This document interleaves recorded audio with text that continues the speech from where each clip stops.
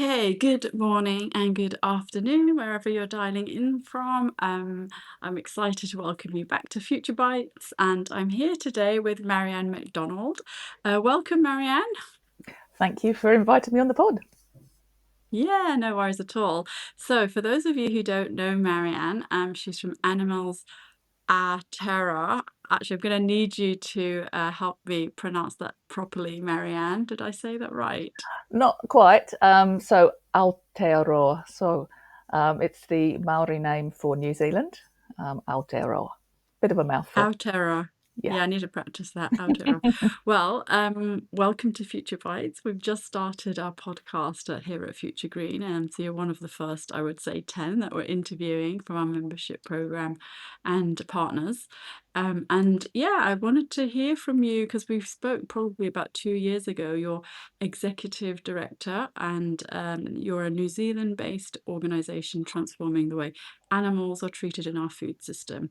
And I remember when we first met, we talked about how we can help Hong Kong and the region sort of learn more about sustainable food systems in the way of poultry and how businesses procure poultry and also cage-free eggs. So I'm going to jump straight in with the questions and just kind of get to know you a bit more before we kind of learn if there's been any progress in the last few years, which is what I'm excited to hear about. So tell us a little bit, Marianne, about how you got here today and the work that you do. Um, well, I suppose, going right back, I've always sort of cared about animals. And I think growing up, I wasn't aware of what happened to farmed animals. And I remember having an experience that really started me to think that animals can often just be thought of as sort of disposable objects. And it was when I was at university, I went in to meet up with a friend at the end of a science lab. And what I saw were dozens and dozens of tiny little day-old chickens. They were so tiny, they just sort of fit in the palm of your hand. And I said to the lab technician, because he was collecting them up, and I said, what are you using the chicks for? And he said, the students have been looking at their behavior, how they behave on their own or when they're in groups. And I said, oh, that's interesting. Are you going to use them for more tomorrow? And he says, oh, no, we just needed them for today. And I was like, okay. So are you going to be sending them off to a farm to live out? Because they were only 1 day old. And that's when he looked really uncomfortable. And he said, oh, no, we don't need them anymore. So we're just going to kill them. And I just could not believe that. I just thought they've had 1 day of being alive and they've been used in these experiments. And now they're That's just going to be awful. thrown away like rubbish. And cut a long story short, I managed to save 13 of them. Managed to take Of them how home. many? How many did you have? Do you Unfortunately, remember? I had 13. There were about 100, unfortunately. So, Oh, but for poor those things. 13, they lived out their lives, my parents' garden. And so I was able to make a huge difference. And it really taught me that if I care about something, I can make a difference. And I Yeah. think that's really when I started learning about factory farming, how animals are reared for meat and for eggs. I just thought, I've got to do something about this. I've got to make a difference to this. So I suppose that's kind of my story of how I got here. So it started very early on in your life then, I suppose, and you've stayed in this kind of work throughout. Um, so just tell us a little bit about animal welfare for those who might be new to what the gold standard is. I mean, it's different things to different businesses, to different organizations. For us, we're trying to help businesses who procure a lot of meat for food to sell. What's the standard that we should be looking towards for these businesses? Obviously, they have to be killed at the end to sell, but there must be a better way, at least during their lives. Tell us a little bit about how you would define high animal welfare. Well, unfortunately, the current standards both New Zealand and Hong Kong, in many countries, are very low. I mean, even New Zealand is thought of as a place with sort of good laws to protect animals, but it still doesn't stop a lot of suffering. So Even talking with about, all of the nature and all of the space that you have. that's right, it's still, unfortunately, sort of the old ways are sort of not changing quickly. So many animals are still confined in cages and factory farms. And I mean, this is the case in Hong Kong as well. I mean, there's about 1.3 million hens, and they're pretty much all in cages in Hong Kong. And that is a terrible life. And I mean, that is one of the things that is a huge step forward, is to get rid of cages, to have Yeah, cage-free systems. yeah. Whether I don't think that's, many Hong Kongers know that we have so much chicken farming, hens bred in Hong Kong because land is so precious and so small. and that's the thing. I think it's because most people, I think, do care about animals when they learn, how they're farmed, and it's this thing of animal welfare. It's people do care. And I was reading about a petition that was signed by almost 18,000 people in Hong Kong this year, and that was to raise animal welfare protections in Hong Kong. And that shows that people really do care. And if you think about it, I mean, it's something that we do in the summer in New Zealand is families go and pick strawberries. It's something you go and do, and it's a nice day out, and it's a lovely way to have food. And if you think about that, that's all very open and transparent, but it's completely the opposite when you think about the way animals are farmed. You can't go into a factory farm and actually see how those animals are living. You can't go into a slaughterhouse and see how the animals are killed. And that's because one of the main reasons is they know people would be horrified every time we show people the reality of what happens in factory farms and slaughterhouses. They are just like, no, we've got to stop this. And this is why, I mean, I founded Animals Aotearoa in 2020 now, so it's almost 5 years old. And we wanted to focus on educating people, but also working with food businesses to create change. Because one of the things, food businesses have real power. They can use their policies to make huge differences, whether it's in environmental standards, whether it's in the way they're treating their people that are working in their supply chains, and also for animal welfare. And they have a real power in that, and that's why it's so important to work with food businesses. And I was going to ask you about that, how animal welfare connects to the rest of the food system and sustainability, because it really does, if you do it well and do it properly and the way we hope farming happens, it's also a win for health and it's also a win for the planet. So let's talk a bit more about the win-wins, because businesses like to have the win-wins, and with the rise of ESG reporting, hopefully, changes will happen a little bit more faster. So tell us a little bit about farming. How does it affect climate change? You've already mentioned ethical food production, because it's not just about the animals, it's also about the people working in the factories. It's about the community well-being, it's about the runoff from the factories. Do businesses ask you about the broader sustainability issues? Because obviously they're reporting across different pertinent issues, not just the social, as you said, it's also the environmental. How do those conversations go? Well, I think there's a lot of things that progressive businesses are taking into account these days. I mean, they know that obviously we've just got one planet and we need to protect it, and that climate damage from pollution, from sort of like the huge amount of emissions, greenhouse gas emissions from animal farming, they're all taking a toll.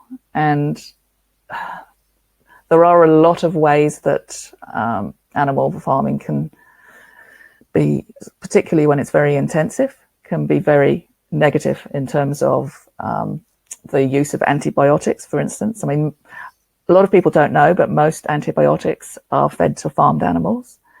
And that is a huge contributor to antibiotic resistance, which is a real threat to future medical care for people. And I mean, what's really good about what we're working with in New Zealand, we're working towards something called the Better Chicken Commitment, where the chickens are of a healthier breed, which means there's a lot less need for antibiotics. The meat is better quality. The chickens, there's a lot lower mortality rate for the chickens, and see, there's much better welfare. So people can know that they're buying chicken meat that has been produced with much higher standards, but it's also got that wider, better for the environment, less chance of things like zoonotic diseases, so things like bird flu getting out of control. So there are so many things, and it's all very much interconnected. Sustainability, there's so many parts to it, and they're all really important. And thank you for taking us through that, because there are so many issues you just highlighted through the lens of, looking at the animals. So I'm glad you mentioned antibiotics resistance, because we should say that it's not a bad thing. It's just that it's when it's used on a routine basis, that's when we have the challenge of overuse, right? In good farming, it's only used on a needs basis. So we just need to make that distinction. Yes, with animals that are actually sick. And I mean, the Yes. trouble is the sort of the widespread factory farming, where there's huge numbers of animals very stressed, which means their health is worse, their immune system is more easily compromised by disease. Then they're fed antibiotics sort of automatically, and that's a real problem, and that's Yeah. something we need to move away from. And I And mean, surely that taps into the health side. Consumers want clean, healthy, good quality meat. So how do we raise that conversation with the businesses? Are they taking note of this? Is it a marketing? Is it attractive to say meat doesn't have antibiotics in it? How do you approach your conversations with the businesses? I mean, what motivates them to really get on board with this? there are a lot of parts to it. It depends on the individual business. Obviously a business is made up of people. People care about different things to a different extent, but everybody recognizes that the tide is changing towards having a lot more awareness of animal welfare, and that the brands that are doing well are the ones that have those forward-looking ESG policies. We can point out that globally, there's more than 650 commitments to the Better Chicken Commitment, which is what chickens for meat globally. And I was just looking up in Hong Kong, I think it's actually for eggs, over 60 cage-free egg commitments. And it shows that the tide is turning away from battery cages, because they are so cruel. They're just terrible. Nobody would take their child to go egg picking, for instance, in a battery shed, because it would be horrific. And just to give people an idea, some of the conditions that the hens, do they just stay on the size of an A4 piece of paper their whole lives without Yeah, being able to turn? And this is what we need to move away from. The space, the conditions, the crampness, and it doesn't necessarily lead to better produce. So we need to have that conversation too. Hey, sorry for the interruption, but just in case you don't know who we are, I want to welcome you to the Future Green Future Bites podcast. I'm Heidi, and this is where sustainability meets real world action in food. I'm the founder of Future Green, and I'm thrilled you're here. Before we dive into today's guest interview, I wanted to share more about what we do.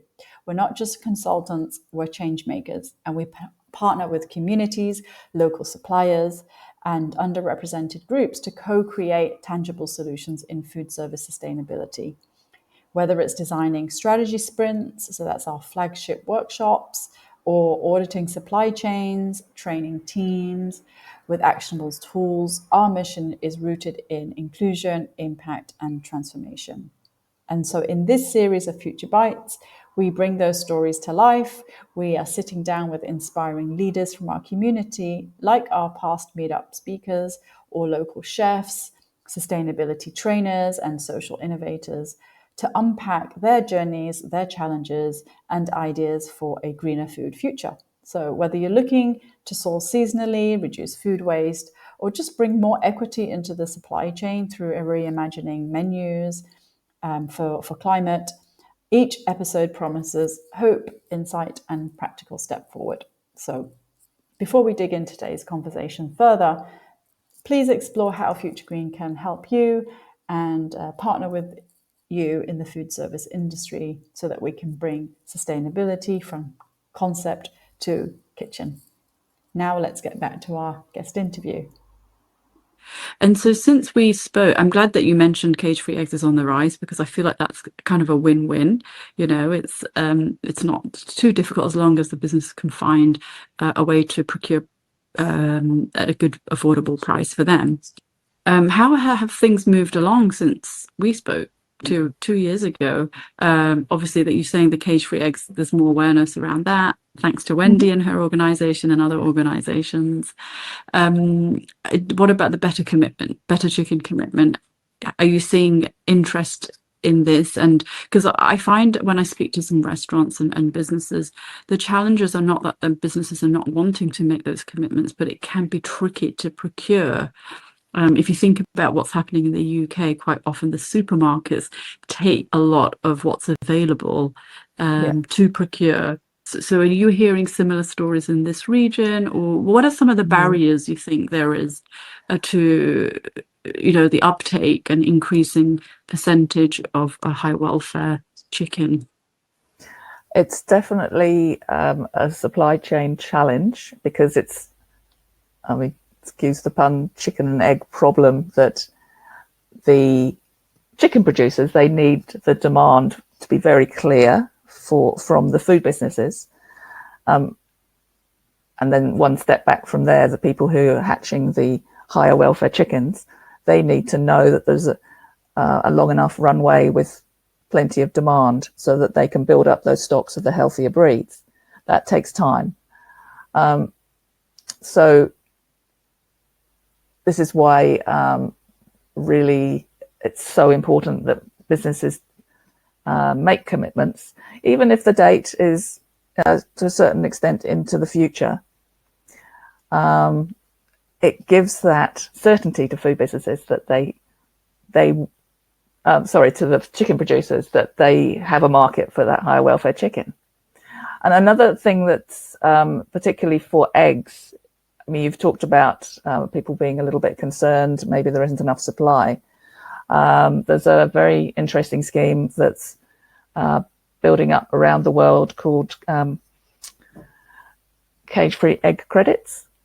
And this is where you may already have heard about this, that if there isn't a certain amount of cage-free eggs enough in a certain country or a certain farm, there's an agreement of being able to buy cage-free eggs somewhere else and getting credits. Somebody can explain it a lot better than me, but it's a really great way of getting around that challenge of not enough supply yet for cage-free eggs. And another thing that, because what we really want to celebrate, the businesses that make these great commitments, that they are putting a line in the sand and saying, we want to support better welfare. And I know that Compassion in Well Farming has partnered with, you mentioned Wendy at the Planet for All. So that organization, they've launched a Good Egg Award in Hong Kong to celebrate businesses that make commitments to cage free, because that's the thing, we're all wanting to support positive change, and everything that we can do to promote businesses. So these are the ones you want to be supporting. That's what really makes the difference. And every business wants to win an award, so that's a good way to shine a spotlight. That's fantastic. And so are you saying it's like carbon credits? It's almost like you're taking, if you can't find it in your country, in your region, as you've promised, you're willing to source from further away, and that's okay. Is that what it's saying? It's similar to that. I think it's even better than carbon credits, though, because sometimes I think there's some things about carbon credits that aren't ideal sometimes. But maybe, something you could talk to somebody more specifically about that, because it's something that's really taking off around the world, and it's just making commitments so much more achievable in places where that maybe isn't the supply yet. Yeah, I think it's the Lisa's organization in Singapore that's running this, Global Partners. So yeah, that's a good one for, yeah, good one to remind me that there are organizations we can connect with for our members. And so let's talk a little bit about some of the successes, because it's important not to get too bogged down by all the challenges we're facing. For you, is there anything in particular that that you remember as a story, a win for you, where you've been able to work with business and make change?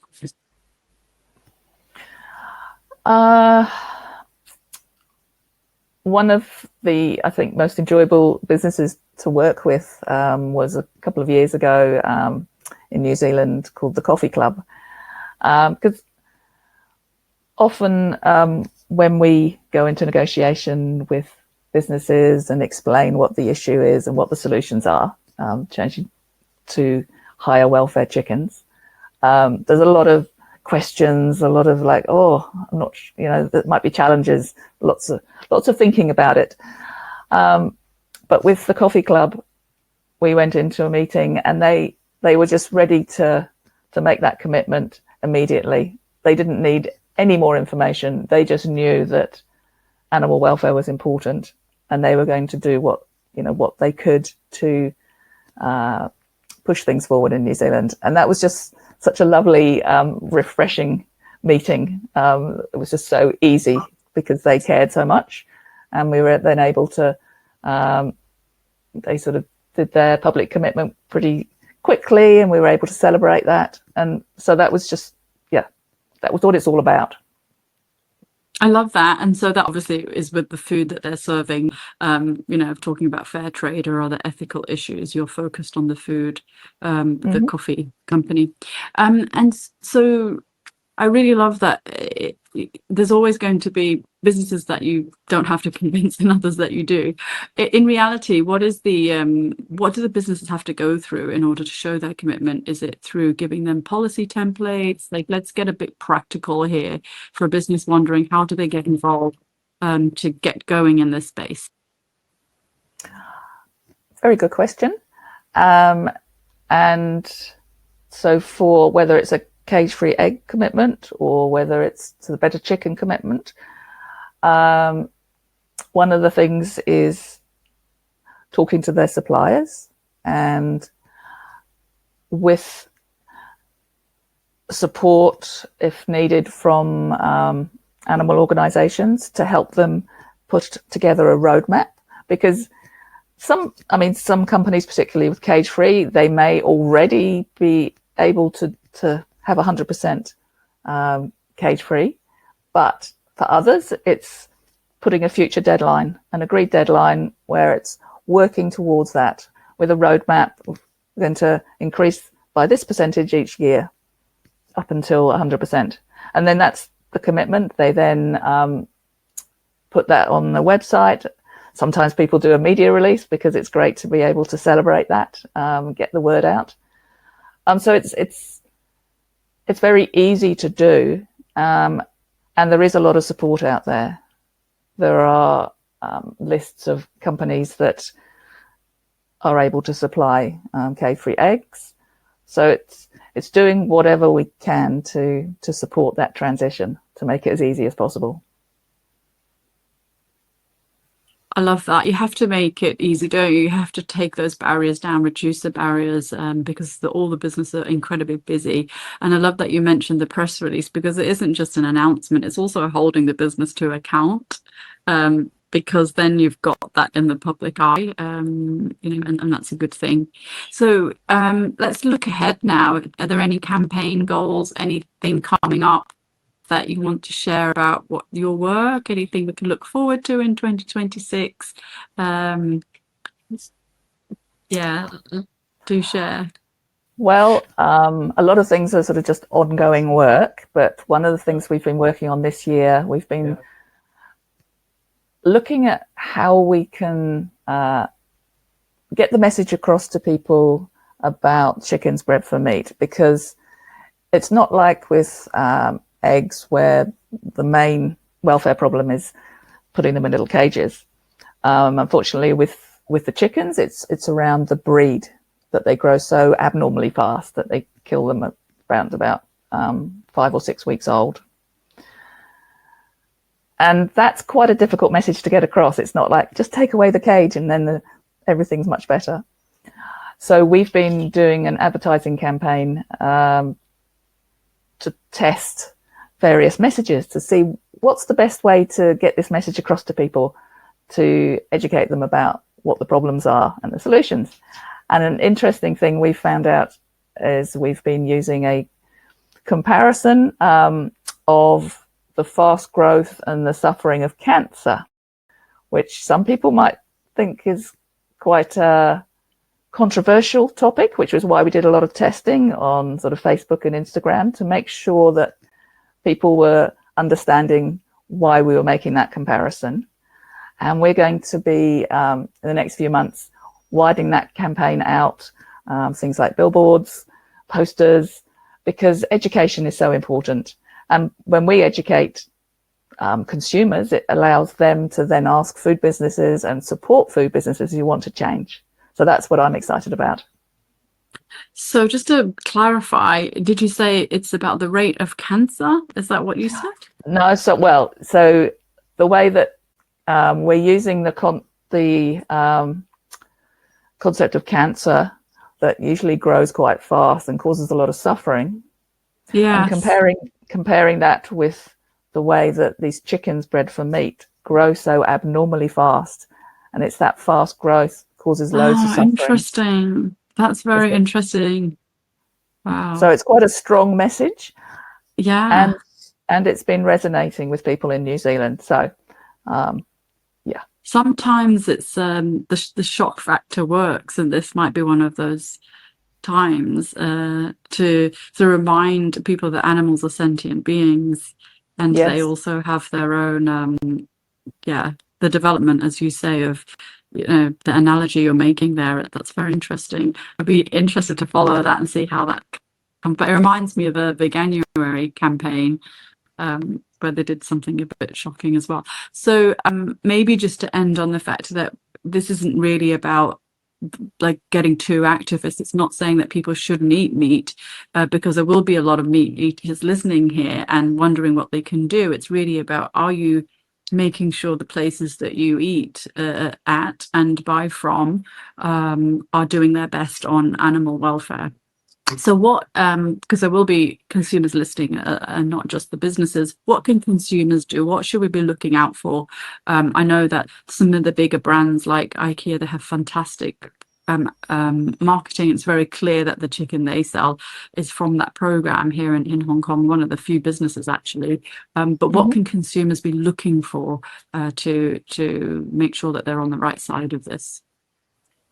Well, one of the important things is looking out at the labeling on things like eggs, making sure it clearly says things like free range or cage free, because unfortunately what some of the companies have been a little bit less than ideal in the way they've marketed their products. Sometimes we see in New Zealand companies put things like fresh farm eggs and a picture of a chicken in a field, and it's like, well, people think that looks good, and unfortunately the reality is those hens are in cages. So it's looking out for labels, and also asking companies, what are they doing? Consumers have got power, because companies listen to their customers, and you can choose higher welfare, and that's a win-win, because you can support those companies and then they can have the better welfare policies. The labels are quite challenging depending on which part of the world you're in, would you say? Because I know that in the UK we've got the RSPCA and the Red Tractor, which, they're not perfect, but they're on their way to trying to do something about the whole welfare situation. Are there any prominent standards and labels we can look for apart from just the the language that we're reading, or is this fairly new that wouldn't be able to find that yet in our region, in Hong Kong and in Australasia? I'm not entirely sure, I have to say. That's something I'm not aware of. I don't know if there's any labelling schemes. I don't think there are. I do get asked a lot because the businesses just need a very quick, what can we do? And usually labels are just the fastest way to communicate that. So maybe there's an opportunity there. Definitely, because people don't like what they call greenwashing or humane washing. People care about these issues, and they will support companies that are doing the right thing. And being clear about labelling is one way of doing that. And hopefully that will progress. Yes. Let's see. So just to wrap up, thank you so much. Is there anything we missed that you might want to share that I haven't asked you today about our about this whole space in the animal welfare space for cage-free eggs and hens? I know I've asked you a lot, but anything that I've missed that you want to share? But in any case, we'll be following you with your new campaign, because I'm very excited to see how creatively that shapes up. Well, I mean, if people want to know more about the Better Chicken commitment, that's something certainly get in touch with us about, and we can put them in touch with potentially other people in different countries, because the main focus for Planet for All is on cage-free eggs at the moment. So they're definitely the people to contact around getting more information about that and working towards cage-free commitments. Because it's the way of the future. Yes, absolutely. And we need to mainstream it so that it's just the norm, as we say. So thanks, Marianne, for joining us. It was really insightful. I learned a lot, and I hope we see some progress, and we'll be following up with you when the time comes. Fantastic. Thanks for all the work that you do as well. Yes. Thank you, Marianne. Have a lovely day. Bye.